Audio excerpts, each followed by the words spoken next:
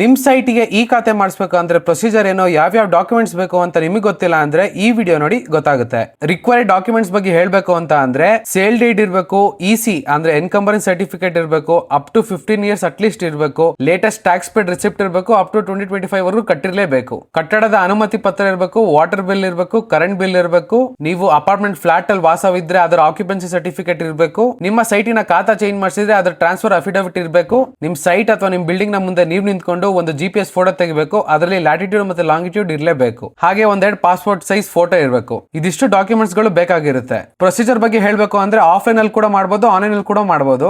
Offline ಅಂದ್ರೆ ನೀವೇ ನಿಮ್ಮ ಹತ್ತಿರದಲ್ಲಿರೋ ಮುನ್ಸಿಪಲ್ ಅಥವಾ BBMP ಆಫೀಸ್ಗೆ ವಿಸಿಟ್ ಮಾಡಿ ಬಿ ಫಾರ್ಮ್ ನ ಫಿಲ್ ಮಾಡಿ ರಿಕ್ವೈರ್ಡ್ ಡಾಕ್ಯುಮೆಂಟ್ಸ್ ಗಳೆಲ್ಲ ಅಟ್ಯಾಚ್ ಮಾಡಿ ಡಾಕ್ಯುಮೆಂಟ್ ವೆರಿಫಿಕೇಶನ್ ಗೆ ಕಳಿಸಬೇಕು. ಇದಿಷ್ಟು ಆದ್ಮೇಲೆ ನಿಮ್ಗೊಂದು ಅಕ್ನಾಲೇಜ್ಮೆಂಟ್ ನಂಬರ್ ಕೊಡ್ತಾರೆ. ಆಮೇಲೆ ರೆವೆನ್ಯೂ ಇನ್ಸ್ಪೆಕ್ಟರ್ ನಿಮ್ ಮನೆಗೆ ಬರ್ತಾರೆ. ಇವ್ರು ಅಪ್ರೂವ್ ಮಾಡಿದ್ಮೇಲೆ ನಿಮ್ ಡಾಕ್ಯುಮೆಂಟ್ಸ್ ನ ವೆಬ್ಸೈಟ್ ಗೆ ಅಪ್ಲೋಡ್ ಮಾಡಿ ಒಂದು ಟೆಂಪರರಿ ಖಾತಾ ನಂಬರ್ ಕೊಡ್ತಾರೆ. ಇದಾದ್ಮೇಲೆ ರೆವೆನ್ಯೂ ಕಮಿಷನರ್ ಮತ್ತೆ ಇನ್ಸ್ಪೆಕ್ಟರ್ ಸೇರಿ ಈ ಖಾತಾ ಅಪ್ರೂವ್ ಮಾಡಿ ನಿಮ್ಗೆ ಈ ಖಾತಾ ಸಿಗುತ್ತೆ. ನೀವು ಆನ್ಲೈನ್ ಅಲ್ಲಿ ಅಪ್ಲೈ ಮಾಡ್ತೀರಾ ಅಂತಂದ್ರೆ ಈ 3 ವೆಬ್ಸೈಟ್ ಬಗ್ಗೆ ಗೊತ್ತಿರಬೇಕು. BBMP eAsti.Karnataka, eAsti.Karnataka ಅಥವಾ ಸೇವಾ ಸಿಂಧು ಸರ್ವಿಸಸ್ ವೆಬ್ಸೈಟ್ ಅಲ್ಲಿ ಅಪ್ಲೈ ಮಾಡಬಹುದು. ಇದಿಷ್ಟು ಆಗಿತ್ತು ಈ ಖಾತೆ ಪ್ರೊಸೀಜರ್ ಮತ್ತೆ ಡಾಕ್ಯುಮೆಂಟ್ಸ್ ಗಳ ಬಗ್ಗೆ. ನಾನು ನೆಕ್ಸ್ಟ್ ಯಾವ ಟಾಪಿಕ್ ಬಗ್ಗೆ ವಿಡಿಯೋ ಮಾಡಬೇಕು ಅಂತ ಕಮೆಂಟ್ ಮಾಡಿ.